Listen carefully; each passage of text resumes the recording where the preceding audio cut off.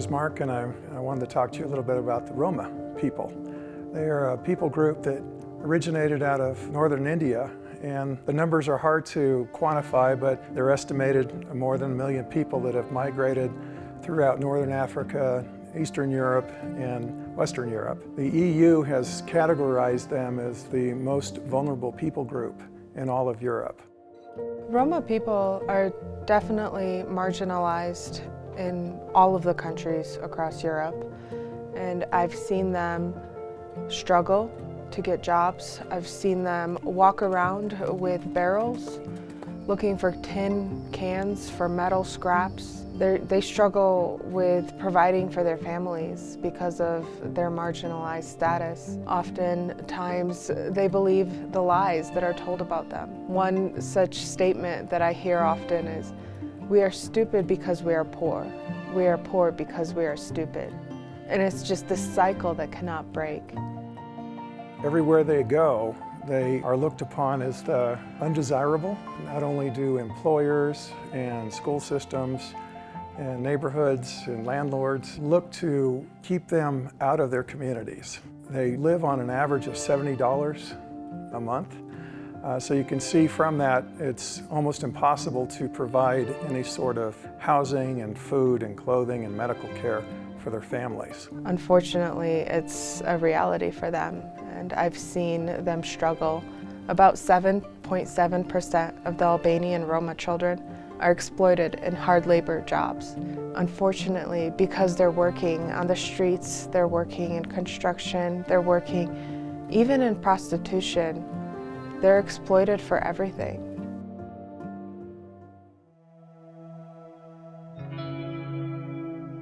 In the country of Albania, in the capital of Tirana, there was an area alongside a river that was really unclaimed as far as the land goes, and it housed a number of families, a couple hundred Roma families, and these houses were simply cinder blocks that nobody lived in anymore, kind of rough warehouse shelters, if you will. The families there end up going to the local dump or the refuge that's along the river to try and get their food.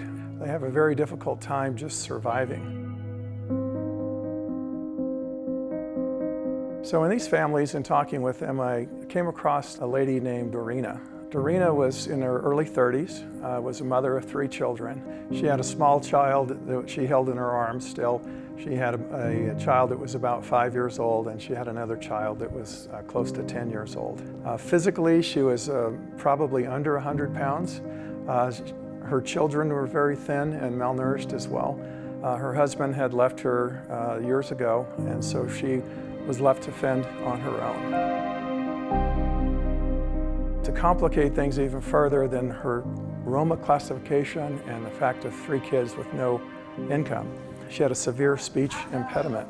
With her speech, it was very hard to understand, even through a translator, what it was she was saying, so her young daughter would communicate to us, but there was a sense of urgency in her voice. There was a sense that of just general hopelessness and fear.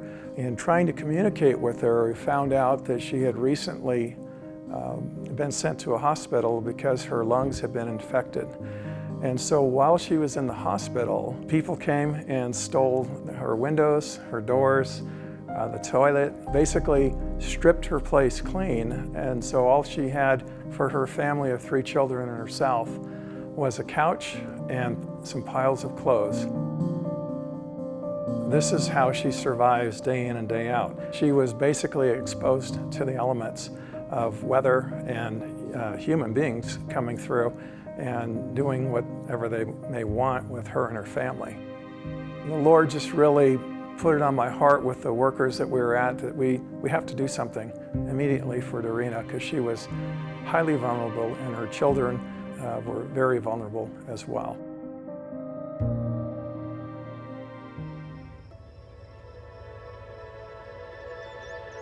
Through the gifts of the donors at World Challenge, we were able to provide Dorina with a home that we could rent for her and her children to get them out of the immediate danger that they were in.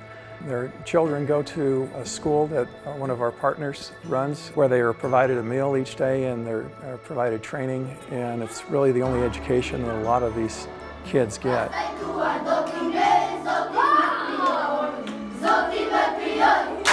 Updates on Dorina: she's doing well now that she's safe. Her health is improving. There is a smile on her face and a smile on her children's face. They are in a warm, loving environment in their home.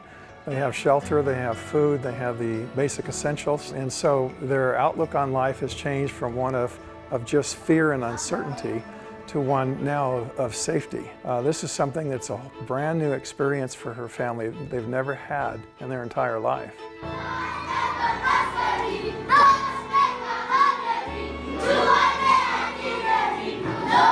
Much like Christ transforms us once we accept Him and our lives are completely changed, Christ working through World Challenge, working through the partners on the ground, reaching out and being exposed to people like Dorina that we can help, and her life is totally transformed.